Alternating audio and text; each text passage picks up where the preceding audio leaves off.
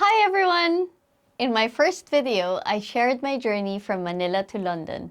Today, I want to share how a model I used in change management perfectly describes my adjustment to life in the UK, particularly my amusing journey to understanding British weather and daylight.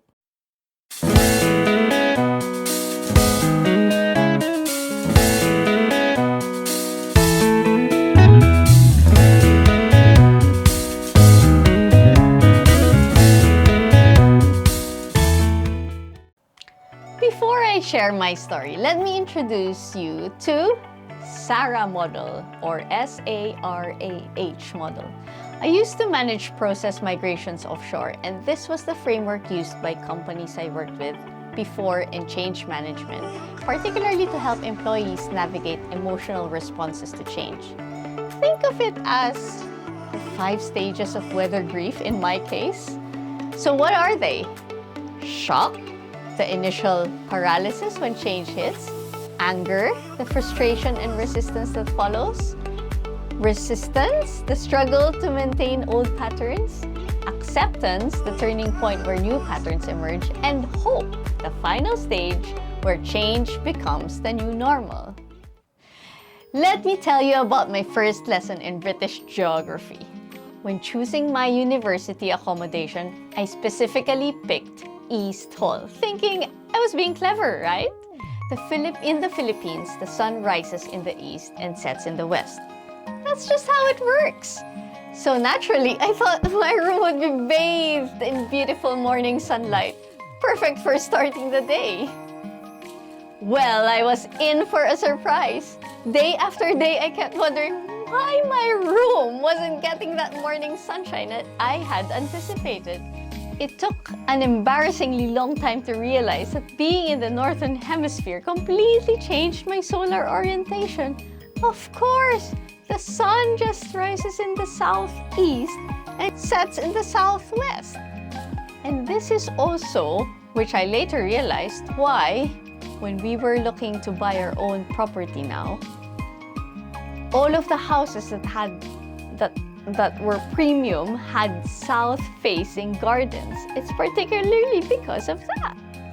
This was my first hint that I needed to relearn even the most basic things I thought I knew. Imagine this. In Manila, around 5 p.m., the sun is still blazing hot, kids are just getting out of school, and the afternoon is in full swing. But here I was in my first London winter. I actually started taking vitamin D supplements because I was convinced humans weren't meant to live with this little sunlight. This disorientation reminded me of when I first took over capacity management in my previous roles. Imagine, it's Christmas morning and every kid in the house wants to play the new PlayStation at exactly the same time. Without the system, you'd have chaos. Tears, tantrums, and someone inevitably yelling, "But it's my turn!" That's what our infrastructure environment was like. Everyone wanting resources immediately with no fair way of deciding who gets first. We needed the equivalent of a parent setting up a gaming schedule. That's essentially what my new process did. Being a planner by nature and profession, the unpredictable British weather tested my limits. I was this close to creating a spreadsheet to track weather patterns. Yes, I'm that kind of person. Spoiler alert, Excel couldn't predict British weather either. This frustration with unpredictable weather mirrored my early days in managing infrastructure capacity. Let me paint you a picture. Imagine you're trying to organize a game of musical chairs, but the chairs keep disappearing and reappearing randomly, and everyone needs to sit down right now. That was our infrastructure environment. Chaos with a capital C. Speaking of resistance, I have a funny story when my firstborn was born. We always had our temperature at home at 23 degrees Celsius. Now, when the health visitor went in to check on our baby, she was like weirded out and like saying, "It's so hot in your house. You must have your temperature at 18 degrees, especially with the baby." And I was like, what? 23 degrees is like air conditioning in Manila. So 18 degrees, we would be wearing our coats inside the house. So I was still resisting that to adopt to that kind of temperature at home. While I was stubbornly trying to resist that at home, meanwhile at work, I was also witnessing teams resist adopting the new demand forecasting process I was rolling out. Change is hard, whether it's accepting you need 3 weather apps to plan a weekend or convincing teams that they can no longer get resources just by escalating to senior management. Just as I had to learn that my Manila weather instincts didn't work here, teams had to accept that the old ways of first come, first serve or loudest voice wins wasn't sustainable anymore. The ways people tried to bypass the system, but we've always done it this way, and this is urgent marathon, and I know someone who knows someone's strategy, and my personal favorite, the I'll just CC everyone above VP, MD level power move. Just as I gradually learned to adapt to British weather patterns and stopped asking, why is it raining sideways? Our teams began embracing the new standardized process as well. The signs of acceptance started appearing gradually, like watching British people from an orderly queue without anyone telling them to. Teams began submitting their infrastructure requirements to the demand module we rolled out without prompting. For me, the signs I've accepted British weather: I carry an umbrella even when it's sunny.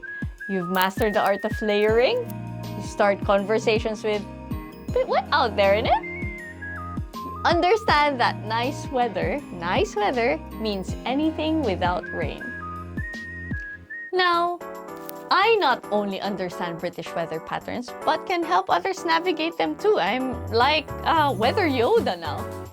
Whether it's adapting to a new country or managing organizational change, the emotional journey follows similar patterns. And remember, just like British weather, no change lasts forever. Except maybe the need to carry an umbrella. From someone who used to plan her days around Manila's predictable 6 p.m. sunset to a professional who now embraces the UK's ever-changing daylight hours, change isn't just possible, it often leads to unexpected growth. So let me know in the comments, what's your biggest British weather shock story? Or if you're going through any kind of change, whether it's moving countries, changing roles, or just trying to understand why the sun sets at 3:30 p.m. in winter, remember, your feelings are valid and this too shall pass like a British rain shower. Thanks for joining me on this change journey. If you're navigating your own transitions, whether it's moving countries, managing change, or both, remember to be patient with yourself. Change is a process, not an event, much like waiting for summer in Britain. So if you found this helpful, don't forget to like, subscribe, and hit that notification bell. It works better than a weather forecast. Drop a comment below about your own change experiences. I'd love to hear your stories. See you in the next video where we'll explore more adventures in change management and life in the UK. Until then, embrace the change and maybe pack an umbrella.